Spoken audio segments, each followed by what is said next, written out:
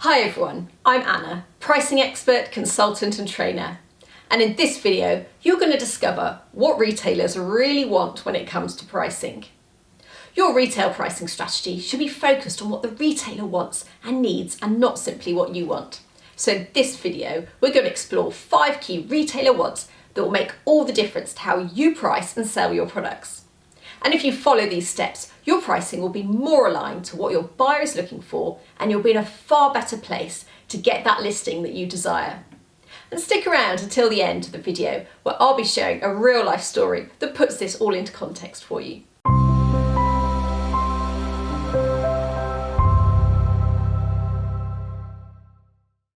My name is Anna Taylor. And if you're new to this channel, Enhance.training provides online business courses to help professionals, managers and business owners improve their performance.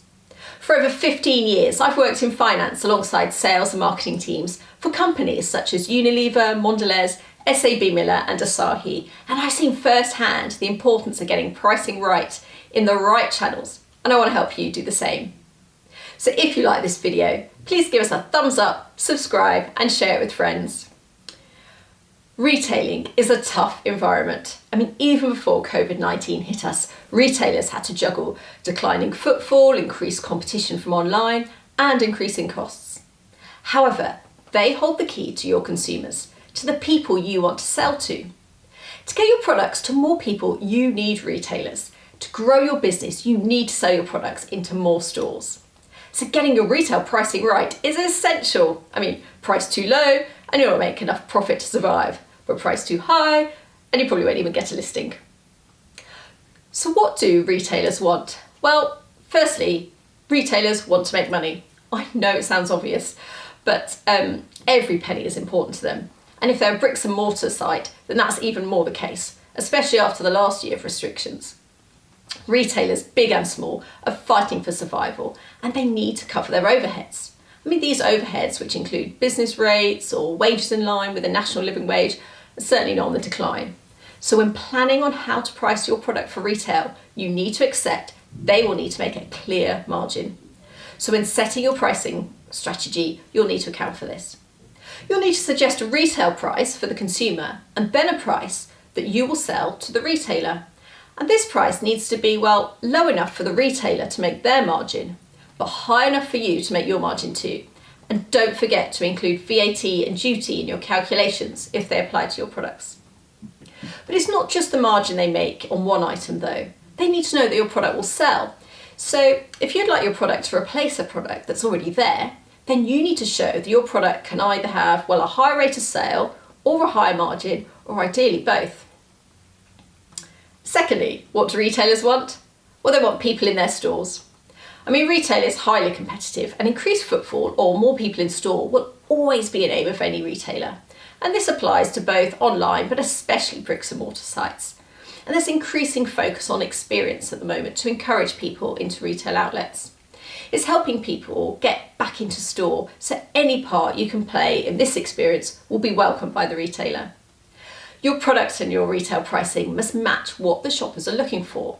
So whether it's giving better value or giving access to the latest trends or technology or something else that the shopper's looking for, let your retailer know what you can bring. Let them know how your product will increase footfall and get new customers into their shops. The more relevant your product is, the more the retailer will want it and the more they'll be willing to pay for it. Now I know retailers are known for trying to push down prices, but if you can't afford to lower your prices or you simply don't want to, try offering another value instead. That value could be in the form of driving customers into the store, and you might be able to contribute to, say, advertising, perhaps social media, or maybe in-store activation. But anything that will encourage more people to come to that retailer and buy more of your product, it's a winning scenario for both of you, isn't it? What else do retailers want? They want loyal as well as new customers. Because once the retailer has the people in their stores, they want those people to keep on coming back and to tell their friends to encourage more sales. And the retailer will have worked really hard to establish their brand on what they stand for and the type of customer they want to continually attract. So you need to show that you understand your target consumer and why and how they're a match for the retailer you're selling to. If you've got a premium, high-priced product, it clearly wouldn't be a great fit for a discount store and vice versa. So think about how your business and your product can help the retailer. What does your product do to help them gain the loyalty of the customers? Does your product help offer better value or have a stronger green credentials? Whatever it is, your pricing strategy and any support you give the retailer needs to help them attract and keep those customers. I mean, again, it's in both your interests to do so. Fourthly, what they like? Well, retailers want to meet and exceed targets. And unless you're selling to an independent store, you'll most likely be selling to a buying team rather than an owner. So find out as much as possible about what those buyers really need. I mean, buyers are people too, with aims, targets, jobs to be done. So the more aligned your offer is to the buyer's goals, well, the easier the selling will be. So try to find out what the buyer's measured on. It could be revenue, profit, margin, rate of sale, perhaps even average basket size. Whatever it is, the buyer will appreciate you taking the time out to find out what they want and not simply what you want. So working on your price for retail, show how your product and your support package help the buyer get their goals. Show them how your product can do it well better than anything they've got in their current range. And finally, what do retailers want? Well, integrity.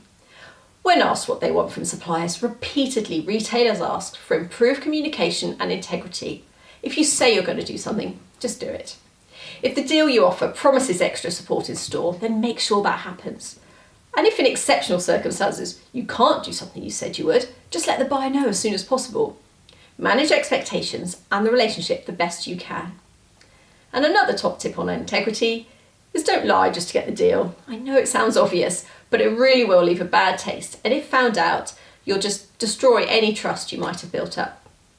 And on that subject, here's the real life example I promised you. Because there was a salesman for a supplier came to a big four supermarket retailer with a seasonal product offering. The offer was good, but the buyer wasn't sure whether to buy yet as it was a bit early in the season.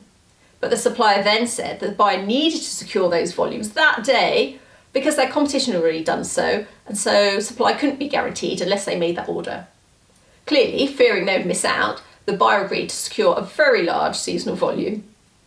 But imagine how that buyer felt when the salesman's manager called the very next day to thank the buyer for being the first big customer to order way in advance of anyone else. Well, they actually never bought from that supplier again. The trust had been broken, it just wasn't worth it. So in summary, find out what your customers want.